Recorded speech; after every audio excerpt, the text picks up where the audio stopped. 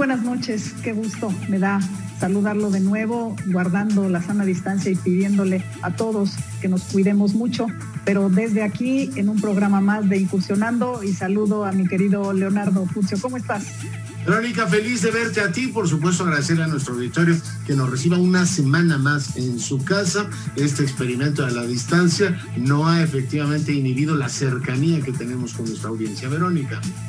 Así es, Leonardo, y además recordarles que están disponibles nuestros programas y el contenido del canal del Congreso en las plataformas, así como en la televisión abierta y las redes sociales. Y como bien dice Leonardo, tratamos de llevar para usted todas las semanas los temas de la agenda nacional e internacional relevantes para la vida del país y para el impacto que va a tener en nuestras propias vidas y las decisiones que tomemos. Hoy tenemos también un programa muy interesante. ¿De qué vamos a hablar, Leonardo? Pues de cómo te sientes, Verónica, cómo te sientes tú, cómo siente nuestra audiencia, cuál es el estado de ánimo que tiene el país. Hemos vivido un año muy complicado, todos nos hacemos cargo del impacto que ha tenido en lo económico, en lo social, en lo personal, en la organización de la convivencia. Es decir, esto de la pandemia nos ha planteado pues muchos niveles de análisis que el día de hoy vamos junto con Paco Abundis a platicar efectivamente del mismo. ¿Por qué? Pues porque estamos hablando de los estados de ánimo de la gente, de cómo se está efectivamente gestionando la pandemia en distintos niveles de gobierno, cuál es el impacto que esto ha tenido en sus finanzas, en la forma en que organiza su vida y cómo se siente anímicamente las personas y cómo se siente efectivamente en otras partes del mundo el efecto de la pandemia. Tenemos también pues que reflexionar, mi querida Verónica, sobre el posible impacto político que esto vaya a tener en la distribución de preferencias. Vamos a tener el año próximo una elección muy importante, quizá la elección más relevante que hayamos tenido en la transición mexicana. Resulta que vamos a elegir no solamente la Cámara de Diputados, sino un montón de congresos, locales y por supuesto varias gubernaturas. Por tanto, ver cómo se están, digamos, en estos momentos enfilando las tendencias, etcétera. De todo esto vamos a platicar hoy, es decir, el ánimo social y la perspectiva política, aunque pues por supuesto hay que hacerlo con toda cautela. Todavía pues van a ocurrir muchas cosas de aquí a que se empiecen a perfilar candidaturas, se empiecen a perfilar efectivamente los hombres y las mujeres, o las mujeres y los hombres que se van a presentar para gobernar este país. De esto vamos a hablar el día de hoy, así es que si te parece, vemos una cápsula que ha preparado nuestro equipo de producción para poner en contexto el asunto. El aislamiento social a causa del COVID-19 y las consecuencias de un cambio radical en nuestra forma de comunicarnos, socializar y convivir provocó desde sus inicios preocupación, estrés, ansiedad, tristeza y, en casos extremos, depresión. Los sentimientos negativos empezaron a incrementarse en las personas al paso de los meses. Esto a causa de la pérdida de créditos y empleos, el cierre de negocios, el prolongado encierro, el cambio de dinámicas dentro del hogar, la fatiga emocional y, por supuesto, el conocimiento de cada vez más enfermos y fallecidos a causa de la pandemia mundial. Especialistas en psicología afirman que las emociones no placenteras son normales hasta cierto punto, pero cuando empiezan a provocar trastornos como irritabilidad, insomnio o tristeza extrema, es necesario atenderlas de forma profesional. Con la finalidad de no tener que llegar a esos niveles, los terapeutas en psiquiatría recomiendan, entre otras cosas, establecer una rutina de actividades, hacer ejercicio periódicamente y mantener contacto con los seres queridos, ya sea vía telefónica o a través de internet o las redes sociales. Esto último para fortalecer los vínculos afectivos aún en la distancia. El Fondo de las Naciones Unidas para la Infancia, UNICEF, preocupado de manera especial por los efectos de la crisis mundial en los niños, niñas y adolescentes, les da algunos consejos, entre ellos escuchar música, particularmente 20 canciones que se encuentran en su página web, no reprimir sus emociones, ordenar su entorno y buscar ser parte de la solución. pues ese es el tema, mi querida Verónica. ¿Quién será nuestro invitado el día de hoy? Así es, y como bien lo anunciabas, tendremos en esta ocasión como invitado a Francisco Abundis, la verdad, uno de los mayores expertos en México, en América Latina también, sobre estos temas demoscópicos, sobre este pulso de cómo nos sentimos y cómo este ánimo social al final puede justamente cambiar actitudes o incluso preferencias políticas. Tú lo decías bien, Leonardo, todavía falta tiempo para un proceso electoral, pero lo que sí podemos ir viendo es cómo este año tan atípico ha cambiado en el ánimo, nos ha cambiado el ánimo a la población, no solo en México, en el mundo, y me parece interesante justamente conocer a qué factores le damos más importancia, si estamos hablando en términos de la salud, de la economía o de otras prioridades, porque la verdad es que no quiere decir que los demás temas de la agenda nacional hayan desaparecido, sino que en un momento dado tenemos ciertos niveles de preocupación y eso es de lo que vamos a hablar justamente con Paco Abundis, como lo conocemos todos. Y si te parece, invito a nuestro auditorio a que conozcamos más de su trayectoria.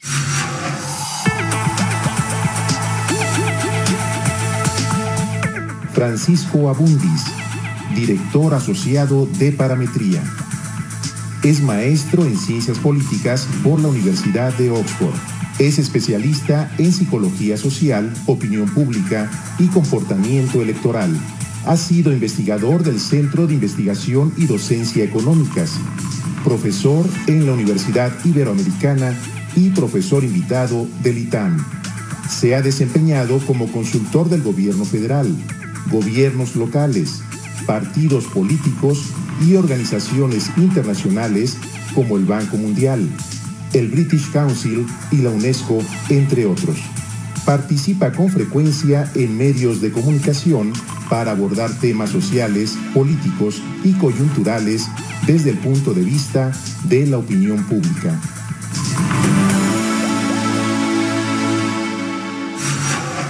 Ahí tiene usted el gran tema que nos convoca esta noche y junto con Leonardo me da mucho gusto darle la bienvenida y guardando sana distancia, pero desde aquí verte, Paco, qué gusto.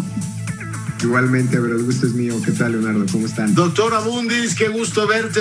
Oye, ¿hay algo más que el COVID en la conversación nacional? Te pregunto qué es lo que más nos preocupa a nosotros y si efectivamente esta preocupación la tenemos los mexicanos o es una preocupación pacoplanetaria.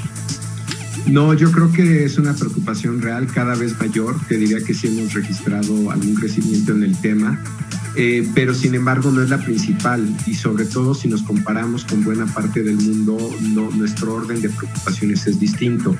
Para nuestro país, como bien saben, creo que a la ciudadanía le debería preocupar más temas como inseguridad, que irónicamente no está pasando, no obstante la situación que estamos viviendo.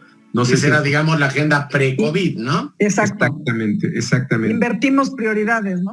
Exactamente, y a lo mejor ahí hay que recordar las tres agendas principales, tanto de la administración como preocupaciones ciudadanas, que es economía, inseguridad y corrupción, ¿no? Esos fueron los tres grandes temas de campaña y este último, corrupción, yo creo que pues dominó la agenda de la campaña presidencial. El discurso del gobierno. Sí. Exactamente. Y ahora se agregó el tema de salud, que eso no es privativo de México, prácticamente en el mundo, ¿no? Sin embargo, ahí nos distinguimos un poco de otros países porque no tenemos el mismo nivel de preocupación o el mismo ordenamiento. Voy a compartir con ustedes. ¿Nos preocupamos más o nos preocupamos menos, Paco? Nos preocupamos... En términos comparados, nos preocupamos más por la economía que por la salud, pero en términos del COVID en particular, estamos básicamente en el promedio mundial, como van a ver en un momento. Quiero compartir con ustedes esto, que es un documento, digamos, que he preparado Ipsos, para... sí. Esta es una medición de Ipsos, sí. Son 27 países que tienen en un panel online, que hay que distinguir lo que es un panel online de hacer encuestas por internet, es decir, metodológicamente creo que es importante marcar la diferencia. o encuestas por Facebook, que yo creo que hace mucho ruido, pero no es muy buena información. Este es un panel, lo cual quiere decir que la gente no se selecciona a sí mismo. Ipsos lo selecciona y decide quién participa. Entonces, aunque es una muestra no probabilística, aspira a ser representativa lo más posible. Estos 27 países, Ipsos toma la precaución de decir, esto no es representativo para México, para Rusia, para la India, para Brasil, entre otros, por el alcance que tiene Internet. No obstante todas estas precauciones, creo que es interesante revisar esta medición donde el coronavirus es la mayor preocupación para estos países. Esto sí es representativo para buena parte de Europa, Estados Unidos, Canadá, lugares donde el Internet llega al 90% de la población. Coronavirus y desempleo. Desempleo, luego sigue pobreza, corrupción, crimen y violencia. Pero yendo a la principal preocupación, que es coronavirus, vemos qué es lo que pasa a nivel mundial, que es 43%. Si ven, México está exactamente a media tabla con ese mismo 43%. En el promedio, sí. Es la mediana y la media, es exactamente, estamos en el promedio. Hay países muy preocupados como Chile, la India, Perú, Arabia Saudita, Japón y otros, ¿no? Que parece que no es su mayor temor, que es Rusia, Hungría, Turquía, y bueno, y Rusia antes Italia es raro, ¿no? Pues es probablemente que ya pasó la crisis, ¿no, Leonardo? Claro. Es decir, ya la tuvieron y ya pasó. Aquí hay que y quizá en el promedio y arriba seguimos los países que tenemos la mayor cantidad de muertos, ¿no? Por coronavirus, ¿no? Está ahí Estados Unidos, Brasil, México, Reino Unido, ¿no? Sí, de hecho es interesante que Brasil y México están casi iguales, ¿eh? Casi iguales, ¿no? Ahora bien, esto respecto a la preocupación por el coronavirus. Respecto al estado de ánimo, que esta es una pregunta clásica de Gallup de por allí, de los años 30, es decir, esto ya tiene casi un siglo que se aplica como pregunta y es muy interesante para ver pues cómo se siente la gente, cómo van las cosas. Si ven, 2 de cada 3 ciudadanos en estos 27 países, el 61% cree que vamos por camino equivocado. O sea que la conducción del tema de la pandemia es el equivocado, Paco. Que esta pregunta más allá, sin duda está en general el país con el tema de la pandemia, pero es cómo vas a hacer el país en general. El país en general. O sea, el mundo está pesimista, vamos. Muy pesimista, sí, pero México más, porque si ven, estamos en la tabla inferior, en el tercio inferior de esta tabla, ¿no? Estamos en 69% de camino equivocado contra 61%. Si vemos, o sea, México y Brasil son idénticos en términos de comportamiento en estas dos gráficas que nos has presentado. Muy parecidos, digamos, muy ahí parecidos, estaría nada más Japón en el medio, pero muy parecidos. Hay que decir que no, yo no entendería del todo el optimismo de los indios, por ejemplo, tal vez sí el de los australianos, ¿no? Ha habido pocos muertos en la India, ¿no? Sí, Canadá también. En términos proporcionales, ¿no? Absolutos también, digo, la India tiene menos muertos que nosotros, ¿eh? Así es. Tiene una población mayor. Y ve el caso de Estados Unidos, que esto es lo que podría estar afectando en todo el tema de la elección. 72% camino equivocado contra solamente 28% camino correcto, ¿no? Claro. Entonces creo que esto nos da una buena idea de cómo, nuevamente, nuestras preocupaciones y cómo estamos en estado de ánimo. Oye, parece el título de un libro de Tony Judd, ¿no? Algo anda mal, ¿no? Sí, pero si 2/3 están viendo que el mundo no va por buen camino, creo que es muy sintomático, y salvo la Arabia Saudita, que está pues en un optimismo que no sé si sea del todo explicable, pues el resto del planeta. Y los malayos, los malayos también. Los malayos, sí.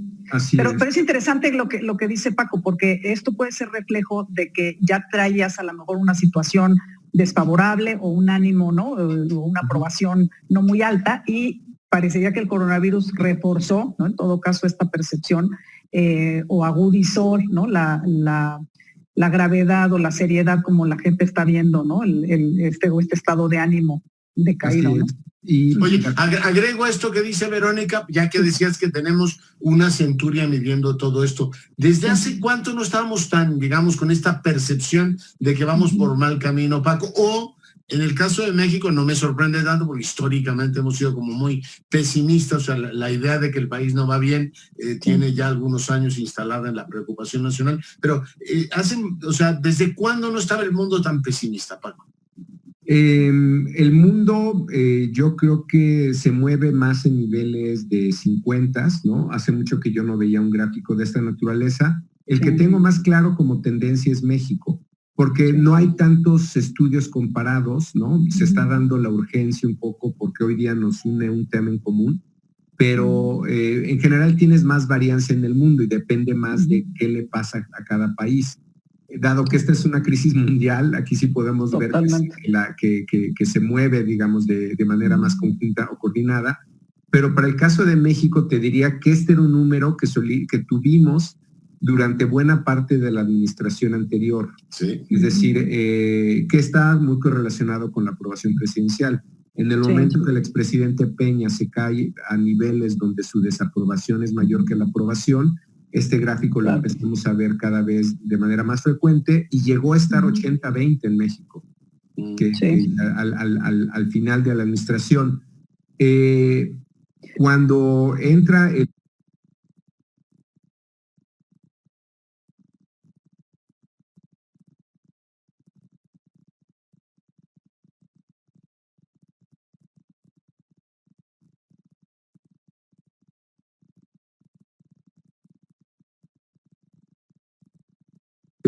febrero, ya empezamos a ver que las cosas no iban bien.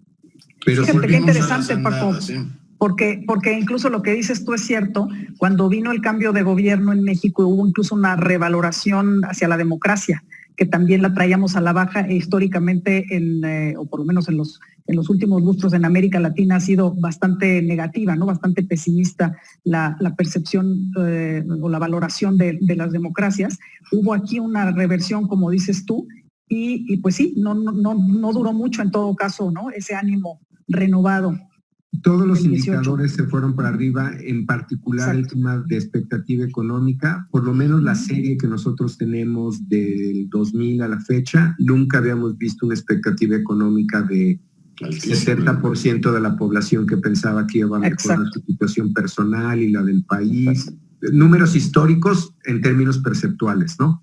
Como vemos, el índice de confianza del consumidor, ¿te acuerdas? Oye, entonces a la gente le preocupa mucho, en este caso en nuestro país, la economía, a pesar de que el tema del coronavirus está ahí muy presente. Nos decías, el que más preocupa es efectivamente la economía. ¿En qué se estaría traduciendo esta preocupación? ¿En la pérdida del empleo, en reducción de los ingresos? A ver, desgranemos un poquito esa preocupación, mi querido doctor. Yo creo que todo, voy a regresar en un momento a este gráfico, porque creo que son importantes, pero creo que la parte de la economía, me voy a ir a lo que ha hecho la familia durante esta pandemia, ¿no? Para pensar en, digamos, en los últimos 5 meses, aunque ya desde febrero ya no venía bien. O sea, enero, febrero fueron 2 meses, yo creo que no muy buenos a la administración, y el último buen momento que tuvimos en estado de ánimo y fue diciembre del año pasado, donde hubo captura de García Luna, se firmó el TEMEC, todavía pasaron algunas cosas en diciembre del 19, pero entrando al 20 ya empezamos a ver estos números. Se rompieron cochinitos de entrada. Sí, por ejemplo, pero ve esto ya en que ha pasado de marzo acá. 60% de la población dice que han tenido que usar sus ahorros para enfrentar la COVID. A eso me refería con los cochinitos. Sí, se rompieron los cochinitos, exacto. Así sí, claro. es, ¿no? Sí, las alcancías. 43% dice que alguien ha perdido su empleo en el hogar debido al coronavirus. 42% dice que ganan menos, conservan su empleo, pero les bajaron el salario. Y otro dato que no está, está de preocupación, no es simpático, es el de 37% se ha endeudado, ¿no? Lo cual ya te habla nuevamente de cómo está reaccionando la gente. Y creo que también personas que en su hogar tienen un trabajo, pues ninguna, si ven, ha ido va de 4, 15, 4, no es un dato de mucha presión, pero el 2 personas, por ejemplo, que se ha mantenido digamos, en niveles de 30, probablemente donde se refleja más es en el de 3 personas trabajando. Ese sí ha bajado 23, 17, 16. En 10 lo tenemos, la última. 10. ¿no? Entonces esto creo que sí nos da una idea del indicador, ¿no? De cómo está. Ahora bien, más allá de la parte económica, creo que hay 2 o 3 datos de esta crisis que es importante destacar. Uno es el nivel de contagio, que es, digamos, lo tenemos para la serie de COVID-19. Pero si me voy 10 años antes, influenza, Zika, cualquier otra pandemia, dengue, es el mismo número. Es decir, casi siempre 2 de cada 3 mexicanos tienen miedo de poder tener algún contagio. Y pues me parece a mí que dada la gravedad de lo que está pasando, ha subido de manera muy marginal, ¿no? Solamente 5%, diríamos, que en este periodo de tiempo. Y luego, respecto a temas de el comportamiento, como saben, en la pandemia, pues es importante ver qué tan en serio se lo está tomando la gente. A mí este es otro gráfico que me preocupa mucho porque ya vamos en la 5ª medición, donde un buen porcentaje de la gente, entre 47 y 40%, cree que los medios han exagerado o un poco o mucho el tema del COVID-19 o del contagio. Solamente, digamos, en el mismo dividido, nivel, ¿no? Sí, en el mismo nivel. 38, 37, cree que han hablado de los riesgos de forma correcta y solamente, vean ese rojo que es interesante. El rojo, sí, exacto. No han tomado los riesgos en serio. Han minimizado. O sea, ha ido subiendo, ¿no? 8, 15, 19, 16, ya vamos en 20 algo, ¿no? Pero esta es una respuesta a tu juicio convencional, es decir, los medios exageran el tema, que eso lo oyes mucho con inseguridad o con la situación económica, o realmente refleja algo, digamos, inusual en la forma en que nos relacionamos usuarios con medios, doctor. Mira, en general hay una caída, ¿no? Y eso pasa en todas las democracias, ¿no? Por ejemplo, niveles de credibilidad de televisoras como Fox, CNN en Estados Unidos están en 15 puntos. Nuestros niveles de confianza en los medios han ido cayendo, éramos, ¿no?, muy crédulos, estamos en niveles de 60% de credibilidad hace 10 años y estamos en 20 altos, 30, ¿no? En general, sigue siendo muy alta comparada con otras democracias. Pero esa falta de credibilidad, tú pensarías que dado lo que está pasando, pues deberías tal vez de cuestionar tus propias fuentes. Creo que lo que está pasando, Leonardo, Verónica, es que como se han diversificado las fuentes de información, hoy lo que te llega en redes contradice mucho lo que estás viendo en un medio formal, sin verificar si es información cierta o falsa. Y eso, y sobre todo en esta pandemia, creo que eso ha jugado un papel muy importante, no poder verificar qué cierto es información y que frecuentemente contradice lo que tienen los medios. Creo que ese es un elemento fundamental. Estaría explicando como esta polarización, ¿no? Porque tienes entre los que te dicen que sí han hablado de los riesgos y los que te dicen que los están minimizando, ¿no? Entonces, esta diversidad de fuentes de información y que te lleva a lo mejor a posturas, ¿no?, contrastadas. Y el hecho de que a lo mejor la gente le asigna la misma validez, ¿no? Validez a sus fuentes de información, ¿no? Sí, ese es un elemento, pero el otro creo que sí tiene que ver mucho con concentración de la pandemia en urbes. O, por ejemplo, hay un dato que es el mismo, me llama la atención, para indicadores distintos. En Estados Unidos, 25% de la población ya conoce de manera personal a alguien que le sucedió algo. O sea, ya es una historia personal el COVID. ¿Y aquí cómo andamos, Paco? Porque una cosa es verlo en pantalla y otra cosa es que te lo cuente un pariente. Así es. Aquí yo creo que el problema que tenemos es que 25% de los casos están concentrados en la Ciudad de México, por ejemplo. Y no sé si les ha pasado, pero ustedes salen a provincia, áreas rurales, semirurales. Llevo 4 meses confinado, doctor, no te puedo ayudar en eso. De cómo están viéndolo en otra parte. Y eso que Leonardo circula más que nosotros. Sí, yo también creo. Programas, Pero me encantaría decirte que estuve en otras partes y me contaron tal o cual, pero no te puedo retroalimentar ahí, Paco. Pero por las misiones que traemos, sabemos que en urbes pequeñas y en lo rural no conocen un solo caso. Hay mucha gente que sigue pensando que esto es teoría de la conspiración, ¿no? Pero ¿cuánta gente sigue creyendo eso? Tenemos alrededor, entre 15 y 20% varía. Oye, y son los que no creen en las vacunas, son los que claro, sí. creen que el INE se robó las elecciones del 18 también, todo, ¿no? Y las autoridades nos quieren matar y nos quieren envenenar. Así es, teoría de la conspiración completa, ¿no? Esa es, y que checa, creo yo, con este gráfico, o es. Luego me voy a... Oye, te detengo ahí un momentito. Ese 18% es el mismo que no quiere usar la mascarilla, el cubrebocas, porque dice que en realidad es una conspiración de no sé bien de quién, mi querido Paco. Se anda por ahí, ¿no? En 18, 20%. Así es muy similar ese porcentaje, que como dices, puede que tenga que ver con incredulidad en general, no necesariamente con este tema, ¿no? Sí, porque te acuerdas que empezamos la pandemia con la discusión de que había gente que decía que las vacunas eran un invento de sabrá Dios qué grupo de científicos estaban conjurando contra la humanidad, ¿no?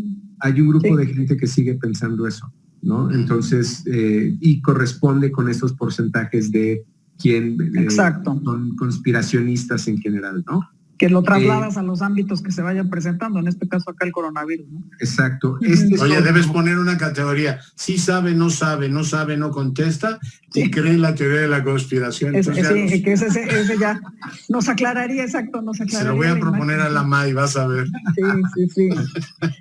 Vamos a meterlo como parte de los indicadores socioeconómicos de la MAI. Es otro. Oye, esta está interesante, Paco. Porque creo que también habla de cómo nos estamos comportando y qué tanto nos estamos cuidando, ¿no? Claro. ¿Cuál de las siguientes opciones describe mejor sus sentimientos sobre el coronavirus en México? ¿Lo peor ya pasó, lo peor está por venir, o es probable que el coronavirus sea un problema, digamos, que no sea tan grave, ¿no?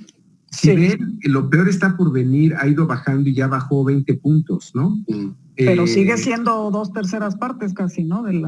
Sí, ahora hay quien diría que la idea de lo peor está por venir está muy vinculado a lo económico, no necesariamente vinculado al coronavirus. Esta es una pregunta estrictamente con el coronavirus.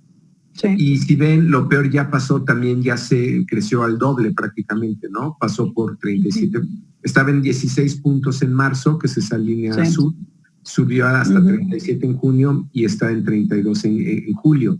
Pero creo que este es otro gráfico que habla de que, pues, qué tanto nos estamos cuidando, ¿no?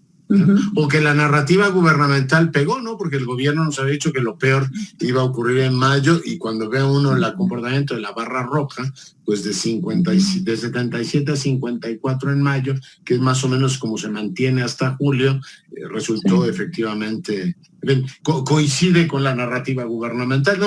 Y la azul se te va de 16 a 31, Paco. Exacto. Bueno, luego a 37 y luego a 32. Sí. Más o menos, ¿no? Se mueve ahí en la... Sí, de ahí, Leonardo, que el tema del cubrebocas, creo que sí es, pues sí, no hay forma de que no se politice el tema, básicamente porque si tu liderazgo te dice que da un poco lo mismo si lo usas o no, y es tu heurístico, digamos, al que volteas a ver para ver cómo te comportas, pues ciertamente esta narrativa da la impresión que está teniendo algún efecto. Y entonces pasa a ser un tema político como lo es en Estados Unidos, ¿no?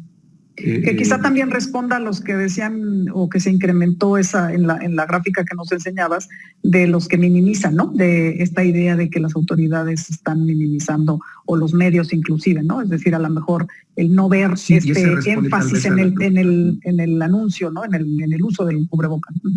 Ya. Oye, ¿a quién responsabiliza la gente o a quién premia la gente por el manejo de la pandemia? ¿Lo hace, digamos, de manera genérica el gobierno federal, al presidente? Muchos colegas tuyos están midiendo directamente a López-Gatell, los gobernadores, en fin, ¿cómo vamos en eso, Paco? Mira, me regreso a esto que me parece que responde en buena medida tu pregunta.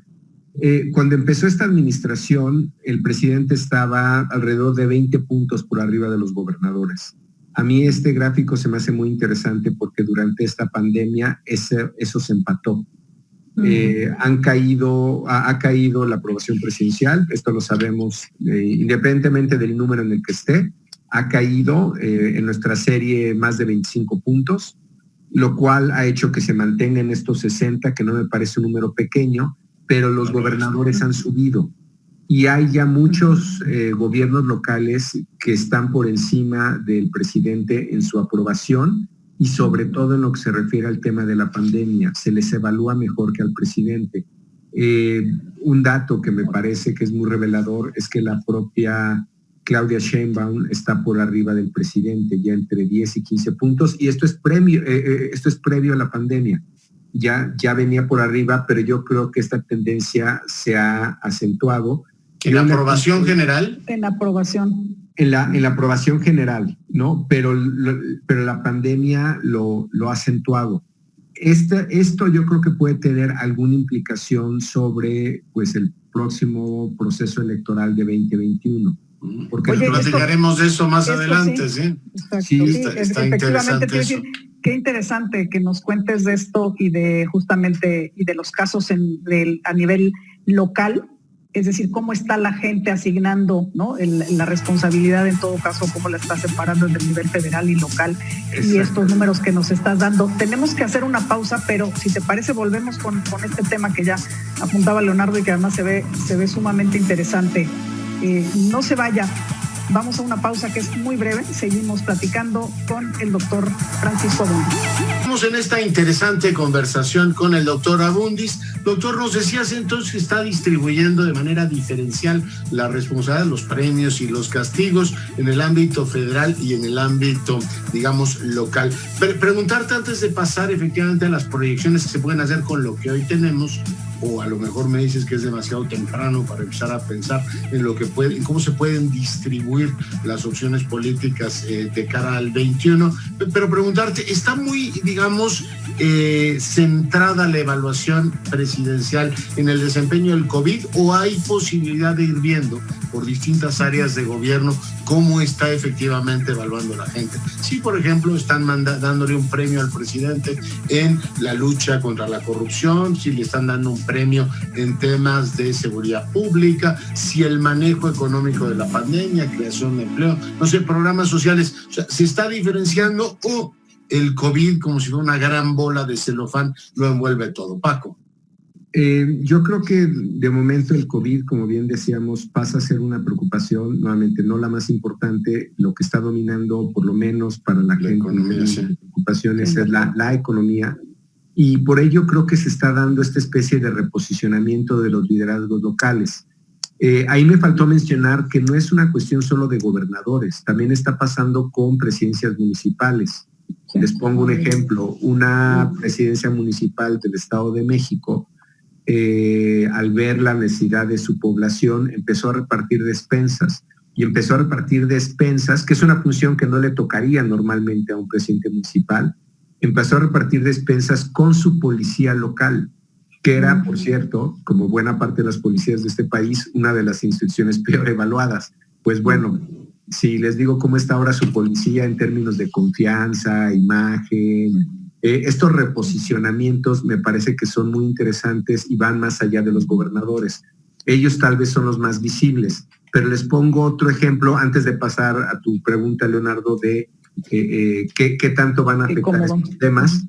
Vean el nivel de, digamos, confianza o de cómo creen que ha manejado la crisis estas instituciones, no obstante los problemas que sabemos que tienen desabasto de medicinas. Y vean la Secretaría de Salud, vean al IMSS, vean al más o menos igual, ¿no? Digo, la distribución es muy parecida. Pero están por arriba del presidente y esto no venía así. Es decir, las instituciones más bien las jalaba el presidente. El presidente era el que te jaló al inicio de su administración, tanto otros liderazgos como estas instituciones, y ahora durante la... O sea, tú estarías diciendo aquí que la aprobación presidencial es exclusivamente a la figura del presidente y que el gabinete, digamos, o las entidades de la Administración Pública Federal estarían siendo evaluadas por separado, y en algunas mejor evaluadas que estrictamente la figura presidencial. Y el ejemplo del subsecretario López-Gatell también es otro buen ejemplo. No lo tengo ahora en gráficas, pero sí les digo. Pero Secretaría de Salud está altísimo, ¿sí? Sí, claro. Tiene que ver con la crisis, ¿no? Pero nuevamente son estos reposicionamientos que yo lo dividiría en dos partes. Una son los gobiernos locales, presidentes municipales y gobernadores, y otras son instituciones dentro del propio gobierno federal. Sí. Y correcto. Figuras dentro del gobierno federal. Pero la que nos acabas de mostrar para salud, que es un claro apoyo a la forma en que están conduciendo el tema, ¿es similar para la Hacienda? O sea, por distintos temas, ¿sí cambia mucho o se mantiene, digamos, en los mismos parámetros de evaluación? No, yo creo que dada la coyuntura en la que estamos, estas secretarías son las más visibles y se les está viendo con una buena acción de gobierno. Y otra vez pasan a ser más visibles que el propio presidente, ¿no? Pero esto porque Verónica es buena para el análisis político y social, pero tú dices, a ver, 7 de cada 10 te dicen que vamos por mal camino y 7 de cada 10 les parece que la Secretaría de Salud lo está haciendo de maravilla. Entonces, bueno, entonces ¿qué vamos en mal camino? ¿En el fútbol o en el béisbol? ¿O qué explica el mal camino? Creo que lo tienes que separar, digamos, en términos de lo que están evaluando. Que vayamos mal no quiere decir que esas instituciones lo estén haciendo mal. Por eso pongo este gráfico ahora, ¿no? No obstante que la mayor preocupación es la economía, a la gente le queda claro que se tiene que cuidar la salud de las personas, ¿no? Y de ahí la visibilidad de estos nuevos liderazgos, el subsecretario o esas instituciones. Pero yo lo ligaría más con este gráfico que nos estás poniendo, ¿no? Que es decir, la evaluación de esas instituciones que eran IMSS, ¿no? La propia Secretaría de Salud, que sí está, digamos, acotada al tema sanitario, no es una valoración de cómo va el país, ¿no? En sentido amplio, sino acotado al tema sanitario. Sí, podemos estar en crisis, pero hay alguien que lo está haciendo bien dentro de eso. Exacto, y aquí tienes justo, ¿no? La mitad de la gente que te dice que la prioridad debe ser el cuidado de la salud, y claro, también, ¿no? Muy, muy dividido el tema, este dilema, ¿no? Del cual el falso dilema, la verdad, del que hemos hablado entre economía y salud, ¿no? Así es. Ahora, yendo ya a ¿qué escenario podemos tener de aquí al 21?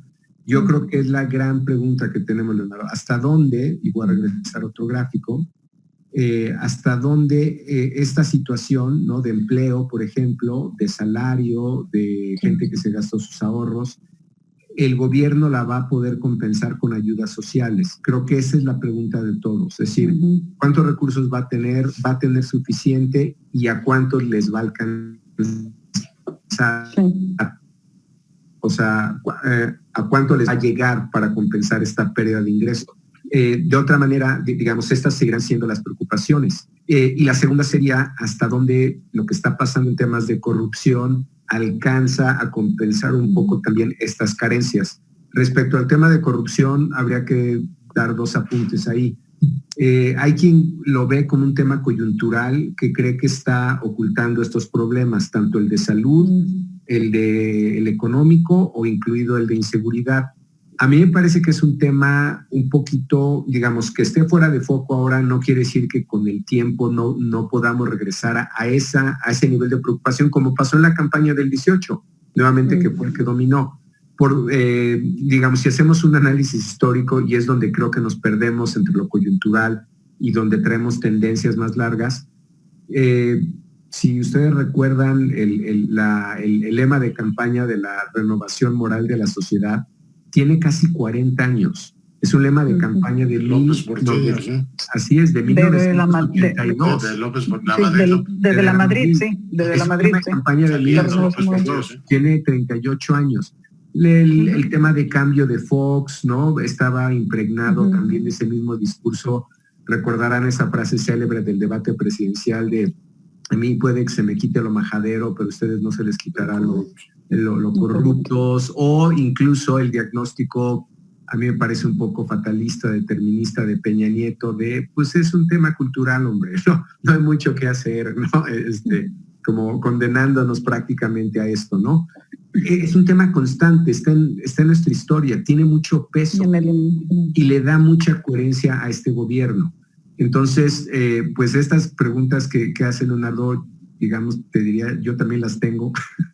O sea, no me queda claro hasta dónde la narrativa puede alcanzar a opacar estas preocupaciones y hasta dónde estas preocupaciones van a estar mediadas o pueden alcanzar alguna solución en todo el tema de las ayudas sociales. Porque el problema que yo veo, Verónica, Paco, es, a ver, tenemos ya muy claro que la gente, pues, además con enorme sentido común, dice, a ver, la pandemia llegó, esto no es algo ni que el gobierno ni sus enemigos hayan traído, es una calamidad que nos llegó. Y bueno, tú puedes tener valoraciones, ya nos ponías el nivel de desempeño del IMSS, del ISSSTE, de la Secretaría de Salud, yo creo que son muy buenos datos, o sea, la gente tiene una buena percepción de lo que ha ocurrido, la misma, digamos, evaluación del gobierno así lo sugiere. De lo que no tengo mucha certeza es cómo va a impactar la pérdida de empleo, cómo va a impactar la retracción de inversión y la caída del consumo, digamos, en la evaluación del gobierno. ¿Por qué? Tú tienes dos lecturas. Esto puede ser el impacto COVID, pero la salida del COVID ya estamos viendo que la gente está diciendo, oiga, ya es más importante la economía, ¿no? Veíamos ahí en la gráfica que nos presentabas que la propia salud es si se está incentivando la recuperación o no, ahí ver si efectivamente pues el secretario Herrera es tan popular como López-Gatell, que es subsecretario en funciones de secretario. No sé, Verónica, ahí veo yo un dilema fuerte, ¿eh?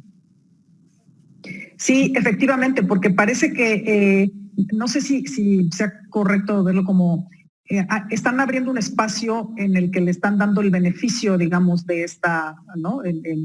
Dada la calamidad que nos llegó, como que la gente está diciendo, ok, estoy evaluando aquí el tema del coronavirus, pero en esa gráfica que tú mostrabas y que alude Leonardo, ya la gente sí está pensando de que, bueno, ok, pero el coronavirus va a pasar, esperemos todos, ¿verdad?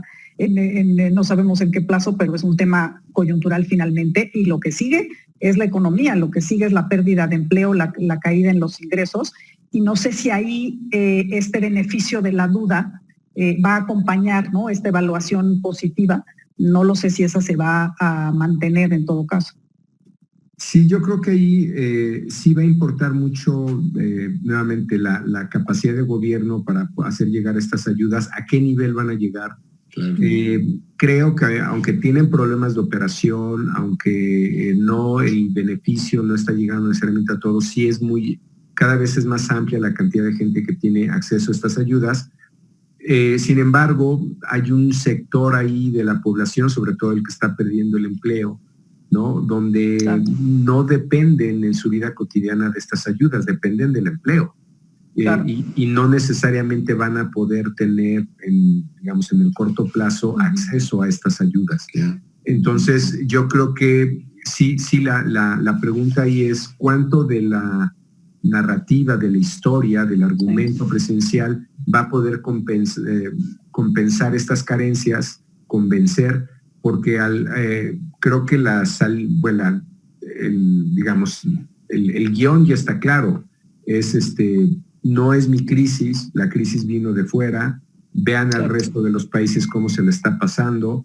Creo que hay una explicación que puede ser amplia. No obstante ello, si ven, pues nuestro estado de ánimo no es el mejor. Claro. Oye, y que uno entiende que un gobierno construya, su ruta de la exoneración. El tema es cuánto dura efectivamente la crisis. O sea, aún ahora hay dosis importantes de paciencia en la gente, según hemos visto en el año. O sea, la gente está entendiendo que es un problema muy amplio, pero al mismo tiempo me pregunto, Paco, y no sé si tienes datos sobre esto, ¿cómo está viendo la sociedad esto de que los chicos no van a regresar a clases? O sea, que la vida está confinado sigue pues siendo una realidad por lo menos de aquí a diciembre. Yo creo que ahí pasa por otra variable que no la tengo ahora en gráficos, pero es un porcentaje bastante conocido. Prácticamente 45% de la gente nunca ha parado, porque no puede parar, ¿no? Es decir, para tener home office o hacer home office hay que tener oficina, ¿no? Sí. Bueno, pues de ese 45% es el que yo creo que su vida ha cambiado su ingreso, como vemos, ha cambiado, pero siguen haciendo una vida, digamos, paralela, ¿no? Durante la pandemia. Yo creo que el tema escolar le está pegando básicamente a jóvenes niños, ¿no? O sea, hay ciertas capacidades de niveles de atención que van a tener que desarrollar ahora esos niños. Yo creo que los jóvenes ya la tienen, depende de su nivel, pero ese es algo que también va a tener algún impacto, Leonardo, en el regreso escolar, ¿no? Y cuando la gente vea que de pronto la televisión no da, no sé si va a dar, ¿no? Y no quiero ser pesimista, pero ya se está hablando de una generación afectada por esto a nivel mundial, sobre todo en términos escolares, ¿no? El tema del ánimo personal, porque también has hablado y has escrito sobre esto en tu sitio y lo has comentado, el tema de la afectación a nivel emocional, Paco, eso también tiene en tu opinión potencial de convertirse en un factor que, digamos, nos ayude a tener una mejor visión de hacia dónde va el país o no. Es decir, sí tenemos niveles de angustia, de ansiedad en una buena parte de la población. Se han hecho estudios sobre eso, ese tema. ¿Qué tanto valor le das en este contexto, en el contexto justo en el que estamos todavía dentro de un entorno de pandemia y que muy probablemente nos va a acompañar por lo menos hasta fines de este año? Claro. Yo creo que otra vez, si estamos ya en el tercio inferior del estado de ánimo a nivel mundial, creo que lo único que podrá pasar es que esa barra roja siga creciendo, ¿no? Siento ponerlo así. Tal vez en el comparativo mundial sirva de consuelo que todos puede que se muevan en la misma dirección.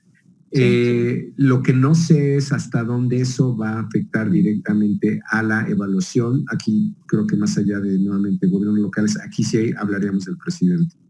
No sé, es decir, eso creo que es una pregunta abierta porque pues falta mucho tiempo para la elección, ¿no? Y ahí falta.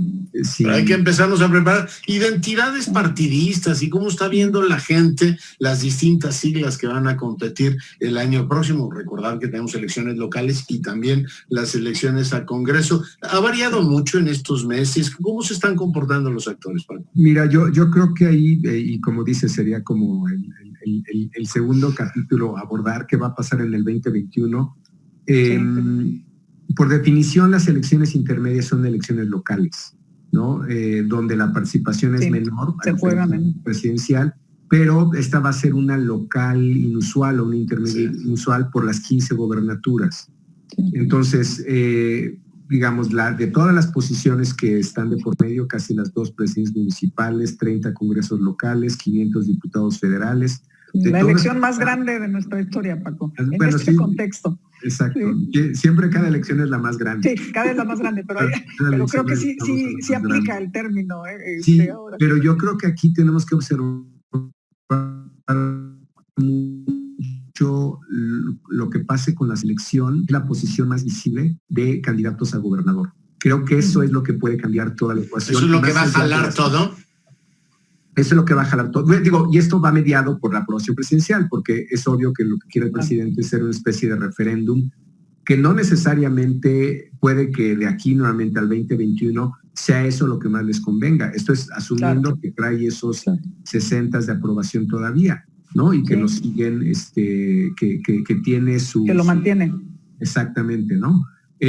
Pero te diría que en el agregado no ha cambiado tanto los niveles de Morena, de preferencia. Por ejemplo, ¿cuánto tiene Morena? ¿Cuánta gente se identifica con Morena? La identificación está alta, todavía la tenemos en cerca de 28, 30 puntos, ¿no? Pero que está interesante porque Morena y sus alianzas ganaron con 43 en el 18. Hay que quitarle como 3 puntos de PT y otros 3 puntos de Encuentro Social. Entonces estarías como en 37, 38. Hoy día a nivel nacional, ¿no? Y nuevamente tomar precaución con estas mediciones son telefónicas porque no tenemos otra opción, pero siguen los mismos niveles que teníamos en las de cara a cara de febrero, 35, 37, que es casi el mismo nivel. Pero si lo mides ya a nivel local, de las 15 que vienen, el juego es otro. Por ejemplo, si mides, ya no digamos Querétaro, o Guanajuato, digo, de las que tienen reelección más relevantes. Querétaro es otro juego. El Estado de México es otro juego. El Estado de México, eso les sorprendería ver cómo están, ¿no? algunas fuerzas opositoras. ¿Pero pesa más la persona o la identidad partidista en la elección a gobernador? Sin duda la persona, pero digamos, ese es como el segundo nivel. Pero antes de la persona, si evalúas partidos, Morena se comporta de manera muy distinta en cada estado. Y luego súmale la persona, súmale el candidato. Oye, déjame regresar cuando nos hablabas de, en concreto, la jefa de gobierno de la Ciudad de México, Claudia Sheinbaum, que estaba bien evaluada por el tema del coronavirus, y nos decías, pasa así en varios estados. ¿Qué estados, por ejemplo? Porque supongo que muchos de esos tendrán elección el año que entra, y entonces eso también, ¿no? Es un factor a tomar en cuenta. En el promedio te diría que, como les mostré, prácticamente gobernadores están igual que el presidente, pero en el tema concreto de coronavirus, varios de los 15 que van hacia el proceso electoral, sus gobernadores están mejor. Sobre todo, digamos, si analizamos estas 15, tenemos 8 estados priistas, 4 estados panistas, uno del PRD, que es Michoacán, otro independiente y uno de Morena, que es Bonilla. Básicamente, los opositores, en particular varios gobernadores de Acción Nacional, estarían por arriba del presidente, que no nos debe de sorprender si ya lo estamos viendo en la propia Ciudad de México, como claro, sugieres, Verónica. O sea, ya Claudia Sheinbaum, de su propio partido, antes de la pandemia ya estaba mejor evaluada y ahora simplemente se disparó. O sea, todavía le ha ido mejor. Y me parece interesante esto porque daría la impresión de que la gente está viendo como el agregado. Pero esto de que estén empatados en la aprobación general, pero en la actitud hacia el COVID, el COVID estén por arriba, me parece que la gente está viendo algo. ¿No? Y sí hay un castigo implícito a las libertades discursivas que se ha tomado el presidente, ¿no? Sobre todo por el cambio de discurso, ¿no? Y la cercanía de la que tú hablabas también, ¿no, Paco? Es decir, que sí está habiendo una diferenciación entre justamente este discurso a nivel federal y lo que cada gobernador está haciendo, y me parece que aquí sí ha habido, ¿no?, de todos los sabores y los colores en cuanto a los gobernadores, ¿no?, quienes han tomado acciones mucho más decisivas, se han confrontado inclusive con el gobierno federal en varios temas, después otros han hecho grupos por separado. Es decir, aquí me parece que más que los colores o identidad partidista, un poco como preguntaba Leonardo, es el tema de estos liderazgos en lo individual, quienes han podido posicionarse como quizá más empáticos, más cercanos, ¿no? O hasta características de los liderazgos, a quién lo sientes más responsable, ¿no? A quién lo sientes más en control de la situación y con la iniciativa adecuada, ¿no? Y sobre todo porque están haciendo cosas que antes no hacían. Más allá de la parte de salud. Han tomado... es una prueba a la que se sometieron todos, ¿no? Una prueba inesperada. Oye, pues salvo el elogio y la apología de la vieja política de entrega de despensas, porque eso efectivamente da votos, en este caso se entiende perfectamente, mi amigo. Nos das un panorama pues de un México que en términos generales razona igual que las otras, déjame decirlo coloquialmente, las otras tribus humanas, nos comportamos de manera muy parecida, y te agradecemos mucho, doctora Abundis, el tiempo que hayas conversado el día de hoy con nosotros. Al contrario, un gusto, Verónica, Leonardo. Gran abrazo. Verónica, nos vamos. Así es, gran abrazo, gracias, Paco. Y sí, efectivamente, Leonardo, por hoy se nos ha agotado el tiempo, pero los invitamos a que la próxima semana, y guardando sana distancia, pero aquí nos vemos. Hasta entonces.